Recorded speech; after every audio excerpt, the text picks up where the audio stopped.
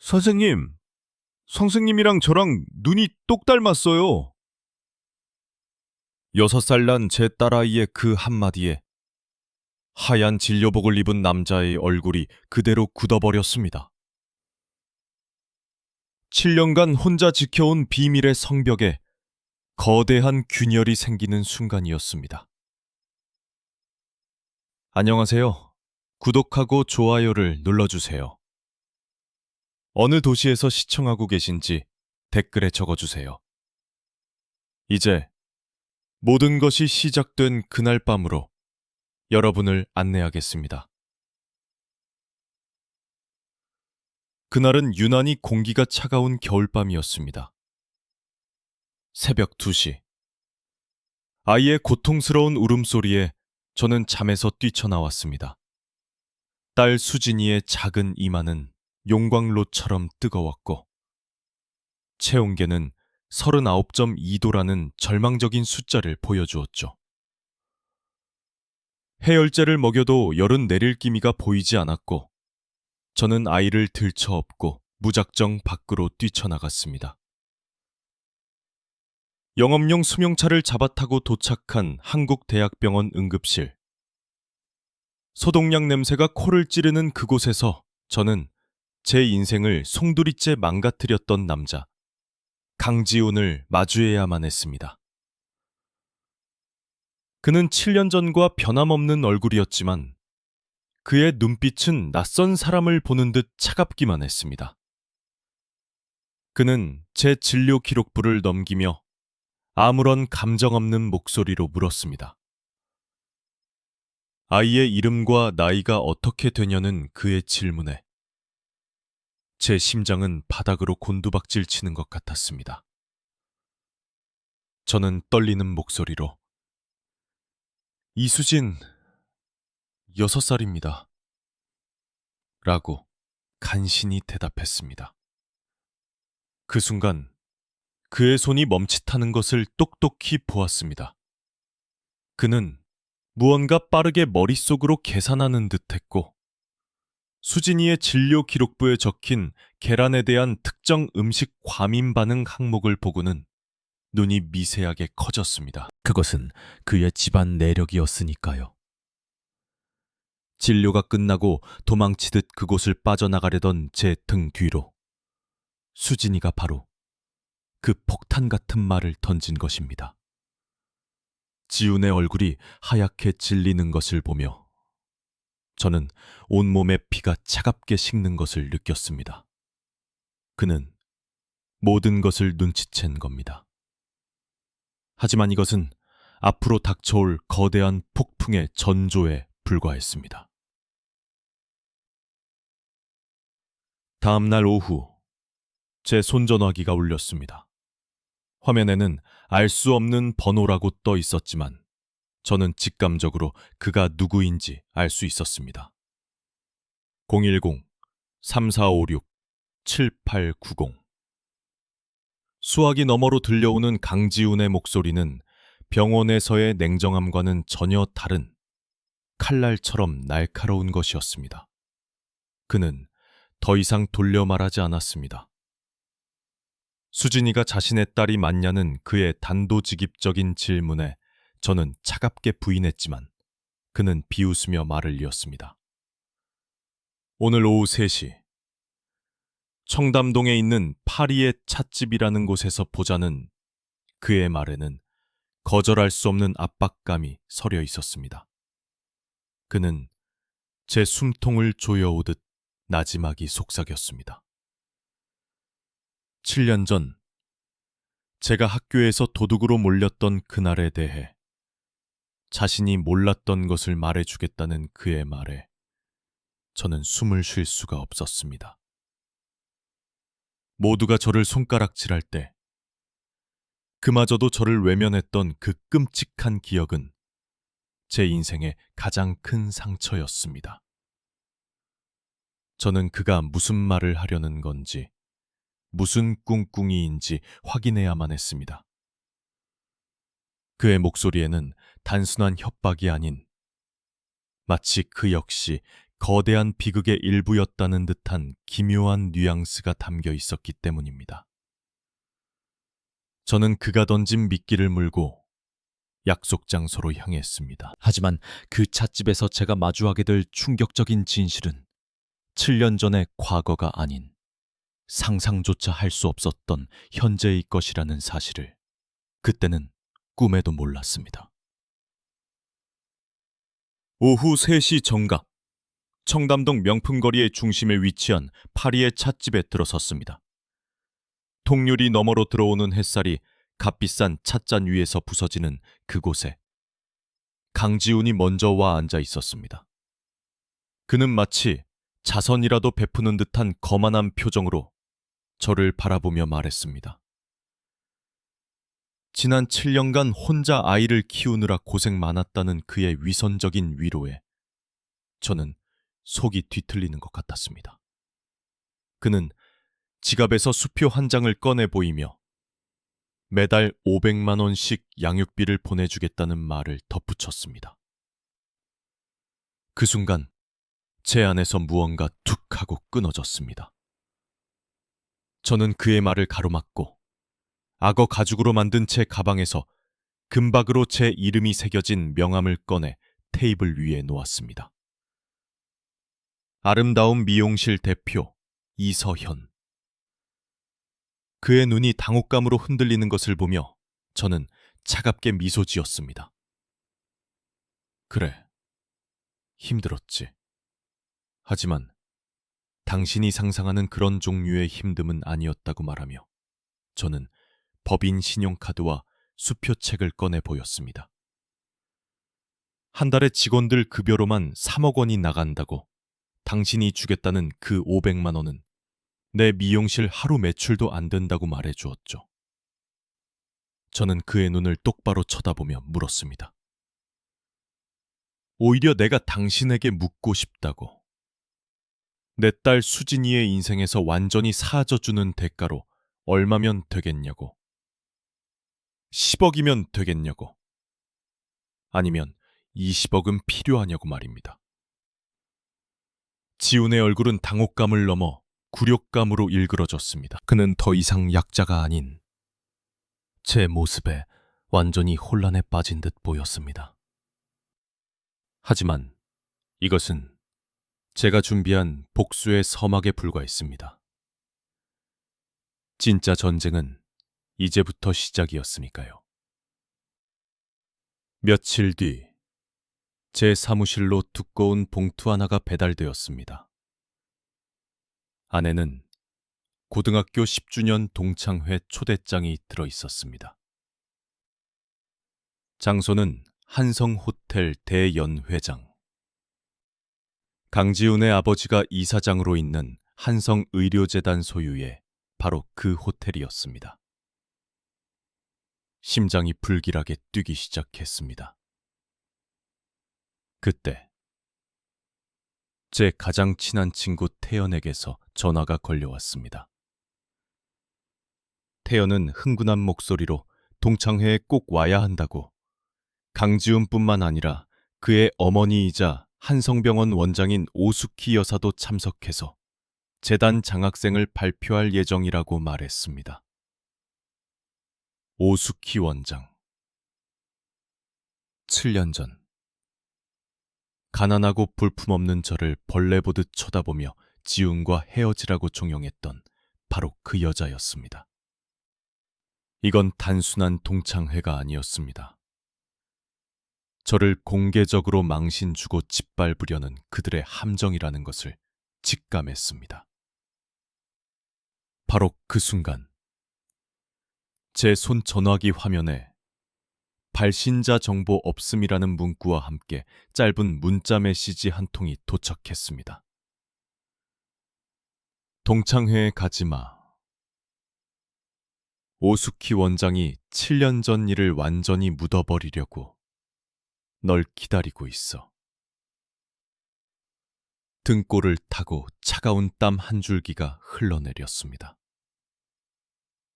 익명의 조력자는 누구일까요? 그리고 오숙희 원장이 묻어버리려는 진실은 과연 무엇일까요? 저는 깨달았습니다.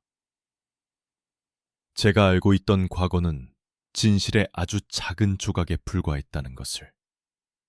그리고 가장 거대하고 충격적인 비밀은 바로 제 눈앞에 있었습니다. 저는 그 익명의 문자 메시지를 보자마자 강지훈에게 전화를 걸었습니다. 목소리를 최대한 낮추고 동창회 전날 밤 9시에 인적이 드문 한강시민공원에서 만나자고 말했습니다. 그는 잠시 망설이는 듯했지만 제 목소리에 담긴 살기를 느꼈는지 군말 없이 동의했습니다.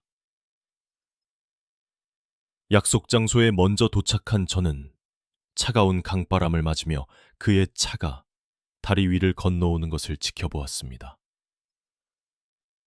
값비싼 외제차에서 내린 그는 불안한 듯 주위를 두리번거렸습니다. 저는 어둠 속에서 걸어나와 그의 눈앞에 손전화기 화면을 들이밀었습니다. 익명의 문자를 본 그의 얼굴은 순식간에 잿빛으로 변했습니다. 이게 무슨 뜻이냐고, 당신 어머니가 7년 전에 대체 나한테 무슨 짓을 한 거냐고 다그치자 그의 눈동자가 심하게 흔들리기 시작했습니다. 그의 입술이 파르르 떨렸고 마침내 그는 무너져 내렸습니다. 그는 사실 제가 도둑이 아니라는 것을 처음부터 알고 있었다고 고백했습니다. 하지만 그날 밤 그의 어머니 오수키 원장이 그를 서재로 불렀고 마치 모든 것을 꿰뚫어 보는 듯한 눈으로 제 임신 사실을 알고 있다고 말했다는 겁니다. 그녀는 지훈에게 잔인한 선택을 강요했습니다. 그 가난하고 근본 없는 저와 뱃속의 아이를 선택해서 의사로서의 미래를 망칠 것인지, 아니면 모든 것을 깨끗하게 정리하고 서울대 의대에 진학할 것인지 말입니다. 그녀는 차가운 목소리로 경고했다고 합니다. 만약 지훈이 저와 헤어지지 않는다면 자신이 가진 모든 힘을 동원해서 저와 저희 가족의 인생을 사회 밑바닥으로 처박아 버리겠다고 말입니다. 지훈은 울먹이며 말했습니다. 자신은 저와 가족을 지키기 위해 저를 버리는 길을 택할 수밖에 없었다고. 어머니가 돈으로 모든 것을 조용히 해결한 줄로만 알았지, 제가 혼자서 수진이를 낳아 키웠을 줄은 꿈에도 몰랐다고 말입니다.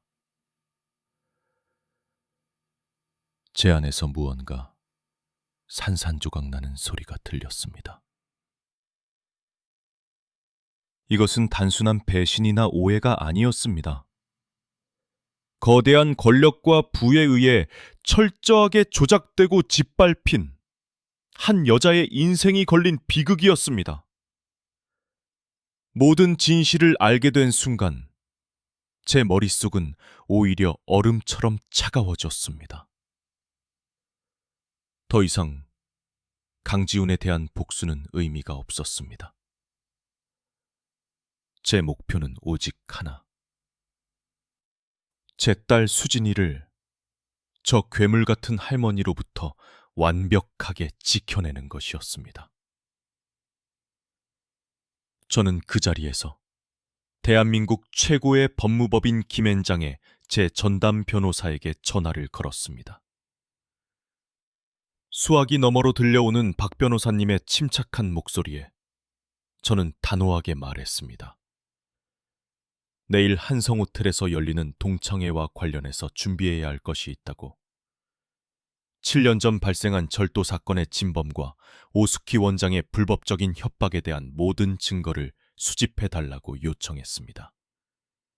내일 밤 저는 모든 것을 끝낼 작정이었습니다. 저는 더 이상 과거의 상처에 숨거나 도망치지 않을 것이었습니다. 제 딸을 위해, 그리고 짓밟혔던 제 7년의 세월을 위해 정면으로 맞서 싸우기로 결심했습니다. 저는 곧바로 태연에게 전화를 걸어 말했습니다. 태연아, 나 내일 동창회에 갈 거야. 그리고 모두에게 아주 특별한 손님을 소개해 줄 생각이야. 한성의료재단의 존재조차 몰랐던 그들의 첫 번째 진짜 손녀를 말이야. 수화기 너머로 태연의 숨막히는 소리가 들렸습니다. 돌이킬 수 없는 강을 건넜다는 것을. 이제 모든 것은 내일 밤 그 화려한 연회장에서 결정될 것이라는 것을 우리 모두 알고 있었습니다. 동창회가 열리는 한성 호텔 대연회장은 성공한 자들의 오만함과 위선으로 가득 차 있었습니다. 수천만 원짜리 샹들리에 아래서 값비싼 와인잔이 부딪히는 소리가 역겹게 울려 퍼졌습니다. 잠시 후 오늘의 주인공인 오수키 원장이 우아한 자태로 단상에 올라 연설을 시작했습니다. 그녀가 가식적인 미소를 지으며 재단의 업적을 자랑할 때 과거 저를 가장 악랄하게 괴롭혔던 반장 민지가 마이크를 잡았습니다. 그녀는 독사 같은 눈으로 저를 쳐다보며 마치 동정이라도 하는 듯한 말투로 물었습니다. 서연아, 듣자하니 아이 아빠도 없이 혼자 딸을 키운다며. 정말 대단하다. 그래서 그 애 아빠는 대체 누구니? 그 순간 연 회장의 모든 시선이 칼날이 되어 제게 날아와 박혔습니다. 오수키 원장의 입가에는 승리감에 찬 희미한 미소가 번지는 것을 저는 놓치지 않았습니다. 바로 그때였습니다. 저는 자리에서 일어나 굳건한 걸음으로 단상을 향해 걸어갔습니다. 그리고 탐황하는 오수키 원장의 옆에 서서 그녀의 손에 들려있던 마이크를 빼앗아 들었습니다. 제 딸의 아버지가 그렇게 궁금하신가요?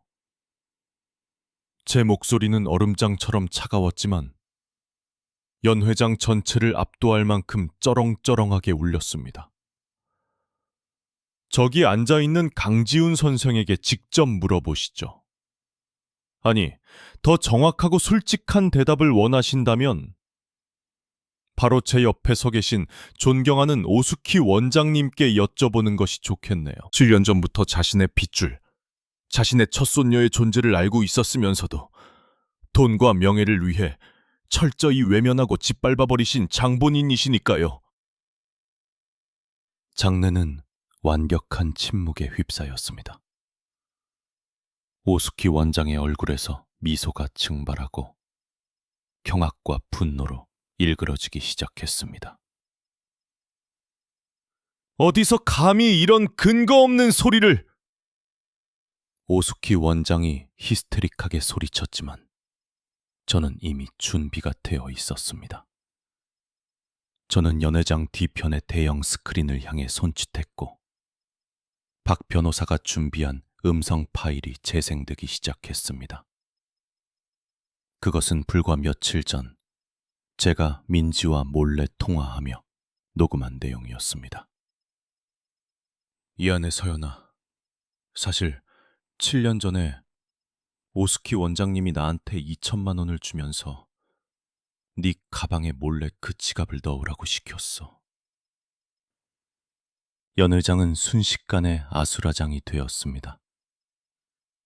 7년 전의 절도 사건은 처음부터 오수키 원장이 저를 학교에서 매장시키기 위해 꾸민 추악한 자작극이었던 것입니다. 하지만 이것은 시작에 불과했습니다. 저는 스크린을 향해 다시 한번 손짓했습니다. 그리고 여기 오수키 원장님이 자신의 아들인 강지훈 씨에게 저와 헤어지지 않으면 저희 아버지의 철물점을 망하게 하고 어머니의 반찬 가게를 길거리로 내쫓겠다고 협박한 녹음 파일도 있습니다. 스피커를 통해 오수키 원장의 차갑고 잔인한 목소리가 흘러나오자 그녀는 결국 그 자리에 그대로 주저앉고 말았습니다. 그녀가 평생을 바쳐 쌓아 올린 명예와 위선, 그리고 고상한 척했던 모든 가면이 단 10분 만에 산산조각 나는 순간이었습니다. 과거에는 그녀의 눈빛 하나에 벌벌 떨던 제가 이제는 그녀의 제국을 무너뜨리는 심판자가 되어 있었습니다. 모든 권력의 구도가 바로 이 순간 완벽하게 뒤바뀌고 있었습니다. 모든 것이 폭로된 후 화려했던 연회장은 마치 폐허처럼 변해버렸습니다. 오수피 원장은 경호원들에게 끌려나가듯 호텔을 떠났고 강지우는 넋이 나간 얼굴로 제 앞에 다가와 무릎을 꿇었습니다. 그는 자신의 어머니가 저지른 끔찍한 죄악에 대해 그리고 자신의 비겁했던 과거에 대해 눈물을 흘리며 용서를 구했습니다. 다음 날 아침 대한민국의 모든 언론은 한성병원 오수피 원장의 파렴치한 비윤리적 행태에 대한 기사로 도배되었습니다. 여론의 문매를 맞은 그녀는 결국 모든 직위에서 불명예스럽게 사퇴했고 한성의료재단의 주가는 폭락했습니다. 그녀가 평생을 바쳐 쌓아 올린 부와 명예의 성은 하룻밤 사이에 모래성처럼 무너져 내렸습니다. 며칠 뒤 지우는 자신의 모든 재산을 처분한 서류와 함께 저를 찾아왔습니다. 그는 한성의료재단의 상속권을 포함한 모든 것을 포기하고 그 돈을 저와 수진이를 위한 신탁에 맡기겠다고 했습니다. 그는 제게 이렇게 말했습니다. 서연아, 이제 와서 우리의 관계를 되돌리자는 게 아니야. 하지만 수진이를 위해서 내가 아빠로서 그리고 한 인간으로서 속죄할 기회를 주어. 우리 가족이 너와 수진이에게 더는 어떤 해도 끼치지 못하도록 내가 너의 가장 강력한 방패가 되어줄게. 그의 눈에는 더 이상 과거의 나약하고 흔들리던 소년의 모습이 없었습니다. 그는 이제 연인이 아닌 자신의 딸을 지키기 위해 모든 것을 내던질 준비가 된 진정한 아버지이자 동맹자가 되려 하고 있었습니다. 몇 달의 시간이 흘렀습니다. 우리는 연인으로 돌아가지 않았습니다. 하지만 우리는 수진이의 엄마와 아빠라는 이름 아래 세상에서 가장 견고하고 특별한 관계를 만들어가기 시작했습니다. 주말마다 세 식구가 함께 공원으로 나들이를 갔고 지우는 서툰 솜씨로나마 도시락을 싸와 수진이의 입에 넣어주며 행복해했습니다. 그는 더 이상 제게 섣부른 용서를 구하지 않았고 저 또한 그를 원망의 눈으로 바라보지 않았습니다. 우리는 과거의 깊은 상처를 딛고 오직 수진이의 웃음과 행복을 위해 서로를 존중하고 배려하는 법을 배웠습니다. 어느 늦가을 저녁, 공원 벤치에 나란히 앉아 제 어깨에 기대 잠든 수진이를 보며 제가 나지막이 물었습니다. 후회해. 지우는 잠시 저를 바라보다가 이내 고개를 저으며 조용히 대답했습니다. 7년 전에 비겁했던 선택은 내 인생 최악의 후회야. 하지만 그 덕분에 너를 다시 만나고 수진이를 품에 안을 수 있었던 지금 이 순간은 내 인생 최고의 선물이야. 저는 그 순간 깨달았습니다. 진정한 용서는 과거의 상처를 억지로 잊거나 지우는 것이 아니라 그 상처를 안고도 함께 미래를 향해 굳건히 나아갈 힘과 용기를 얻는 것이라는 사실을 말입니다.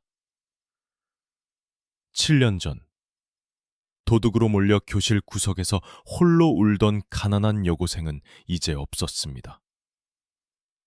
제 곁에는 사랑하는 딸과 그 딸을 지키기 위해 세상과 맞설 준비가 된 든든한 동반자가 있었습니다. 우리의 가족은 그렇게 가장 깊은 절망의 폐허 속에서 가장 눈부신 희망의 꽃으로 다시 피어나고 있었습니다.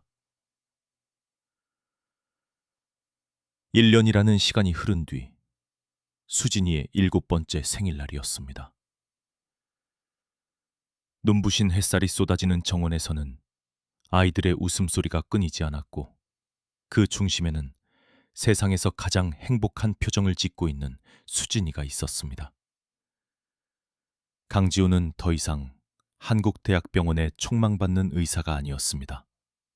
그는 아버지의 재단과 모든 연을 끊고 도시의 낙후된 지역에 작은 소아과 의원을 열었습니다. 그는 매주 토요일마다 의료 혜택을 받지 못하는 아이들을 위해 무료 진료를 했고 그의 의원은 가난한 동네의 작은 희망으로 자리 잡았습니다. 그는 더 이상 부와 명예를 쫓지 않았습니다. 대신 딸아이의 작은 손을 잡고 동네 공원을 산책하는 것에서 인생의 가장 큰 기쁨을 찾는 평범한 아버지가 되었습니다. 그리고 저는 제 이름을 딴 이서연 재단을 설립했습니다. 재단은 저처럼 홀로 아이를 키우며 세상과 싸워야 했던 미혼모들에게 법률 지원과 창업 자금을 지원하는 일을 했습니다. 7년 전 절망의 구렁텅이에서 저를 일으켜 세웠던 미용 기술이 이제는 다른 여성들의 희망이 되어주고 있었습니다.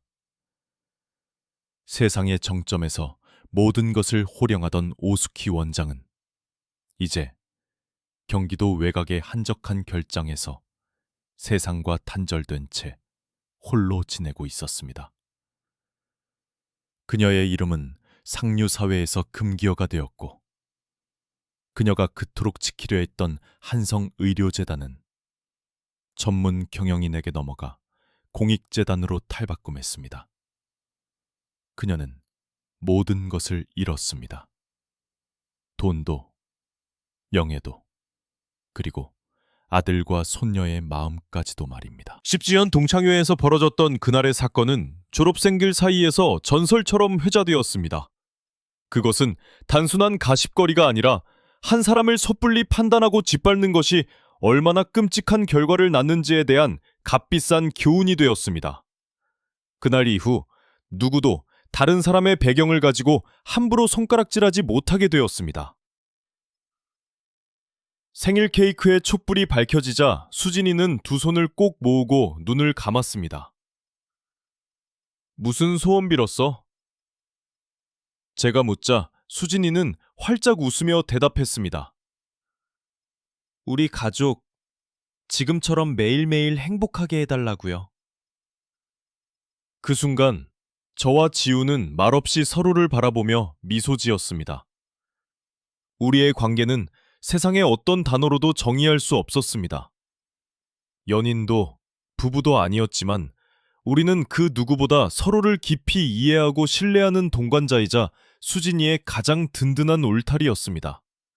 우리는 깨지고 부서졌던 과거의 조각들을 모아 이전보다 훨씬 더 단단하고 아름다운 새로운 형태의 가족을 만들어낸 것이었습니다. 촛불이 꺼지고 박수 소리가 터져 나오는 순간 저는 깨달았습니다. 진정한 승리는 적을 파멸시키는 것이 아니라 상처를 끌어안고도 행복해질 수 있는 용기를 얻는 것이라는 것을. 그리고 우리는 마침내 그 길고 어두웠던 터널을 지나 진정한 행복의 빛속으로 걸어 나오고 있었습니다. 오늘 저의 이야기는 이렇게 끝이 납니다. 7년이라는 긴 시간 동안 저는 깊은 어둠 속에서 홀로 싸워야 했습니다. 하지만 그 어둠 속에서도 저는 결코 희망의 끈을 놓지 않았습니다. 제 딸 수진이의 작은 손이 제 삶의 가장 밝은 등불이었기 때문입니다. 우리는 살아가면서 수많은 시련과 마주하게 됩니다. 때로는 거대한 벽 앞에서 좌절하고 억울한 오해 속에서 눈물을 흘리기도 하죠. 하지만 기억하세요. 진실은 결코 땅속에 묻히지 않으며 정의는 가장 어두운 순간에도 반드시 그 빛을 발한다는 사실을 말입니다. 겉모습이나 배경으로 한 사람의 가치를 함부로 재단하지 마십시오. 모든 사람의 삶 속에는 우리가 알지 못하는 깊은 사연과 눈물이 숨어 있기 때문입니다. 만약 여러분이 제 입장이었다면 어떤 선택을 하셨을까요? 여러분의 삶에도 저와 비슷한 아픔이나 역경의 순간이 있었다면 그 이야기를 댓글로 공유해 주세요. 여러분의 이야기가 또 다른 누군가에게는 큰 위로와 용기가 될 수 있습니다. 구독과 좋아요는 저와 같은 사람들에게 더 큰 목소리를 낼 수 있는 힘이 됩니다. 이 이야기에서 여러분은